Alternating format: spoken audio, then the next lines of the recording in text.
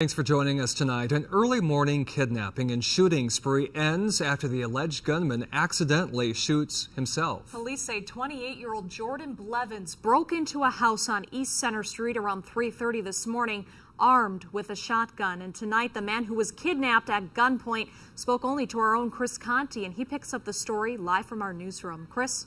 Rachel, around 7:30 this morning, Jordan Blevins walked into St. Mary's Hospital with a gunshot wound. That's when hospital officials called police, and this bizarre story began to unravel. Around 3:30 Wednesday morning, Brian Zevievsky was getting ready to go to bed when the most frightening 4 hours of his life began. We had a loud pounding at the door.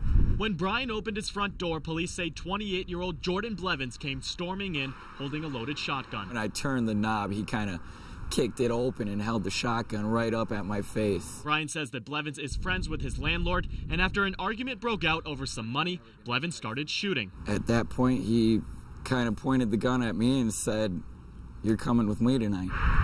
The rest of the morning would soon become a blur. I thought if I left the house, I wasn't going to come back alive. With a shotgun at his head, Brian says he was held hostage for nearly 4 hours until around 7:30 a.m. when Blevins demanded Brian drive him around to look for his lost dog. Obviously, he wasn't thinking rationally. I don't know what he was thinking. At one point, Zevievsky says they were driving by St. Mary's when Blevins accidentally shot himself, and when he went inside to get treated, Zevievsky made his escape. There wasn't 1 second when I thought I was going to make it through the night until the gun went off in the truck and he shot himself and not me.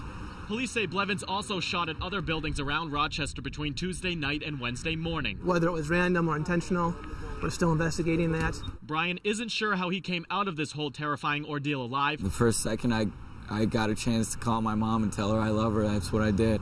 He's just thankful that somehow everything ended peacefully. God pulled through for me.